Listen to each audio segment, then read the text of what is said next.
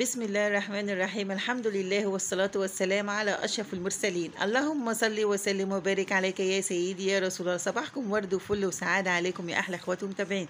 مكون واحد بس هتضيفيه على عصير الجوافة هيديلك طعم ونكهة وريحة أكبر المحلات. هتعمليه في بيتك وتبهري بيه كل ضيوفك وولادك كمان.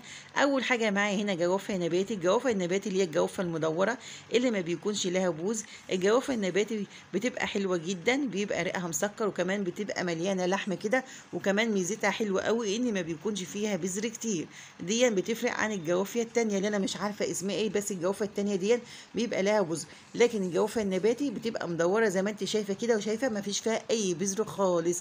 هنبدا نغسلها كويس ونشيل منها الجزء اللي فوق والجزء اللي تحت، وهنحطها بالبذر بتاعها. ايوه هتحطها بالبذر بتاعها. في ناس كتير تقول لك لا لازم نشيل البذر بتاعها عشان خاطر الجوافه بتبقى يعني مميزه من دون الفواكه كلها ان هي بتبقى ايه، قلبها بتبقى مدوت شويه. معلش في اللفظ اللي انا قلت دوت، لكن انت هتجيبيها زي اللي انا بجيبها دي وهتبصي فيها كويس مش هتلاقي فيها اي حاجه، هتبقى كده تمام معاكي. لو انت قلقانه منها، في ناس بتشيل كده وبتقور منها القلب بتاعها او البذر بتاعها، بس انا عايزه اقول لك ان انت هتخسري كتير قوي كده لما تشيلي القلب بتاعها او تشيلي البذر بتاعها. الفايده كلها يا جماعه في قلبها او بمعنى اصح في البذر بتاعها. هتلف معاكي لما تضيفيها بالبذر بتاعها وهتبقى حلوه قوي معاكي. خلاص ضفنا كده الجوافه في قلب شفشق الخلاط الكميه اللي انت هتعمليها.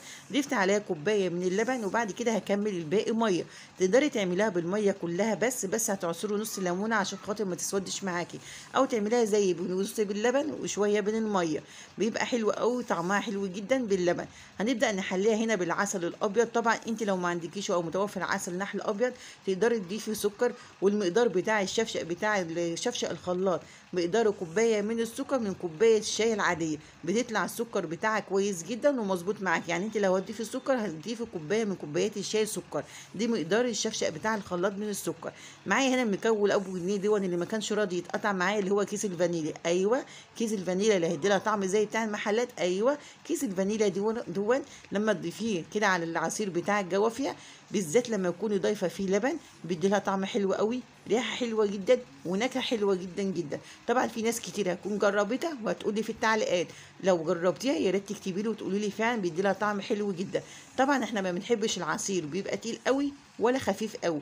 انت بتقدري تتحكمي في التقل بتاع العصير ازاي. يعني انت ممكن تقللي الجوافه شويه وتكتري الميه كده يطلع معاكي خفيف، او تقللي الميه وتكتري الجوافه بيطلع معاكي تقيل. بس احنا بنخليه ولا تقيل قوي ولا خفيف قوي، بتقدري تتحكمي فيه زي ما انا قلت لك. بعد ما بتفرميه طبعا في الخلاط بتجيبي مصفى سلك كده ولازم تصفيه، لان هو موجود بالبذر بتاعه. ما تقلقيش من حكايه البذر بتاعه، ده البذر بتاعها بيدي لها طعم حلو قوي وبيدي لها نكهه حلوه طبعا، وبتخليها تلف معاكي، وكمان ما تخسريش منها كتير قوي.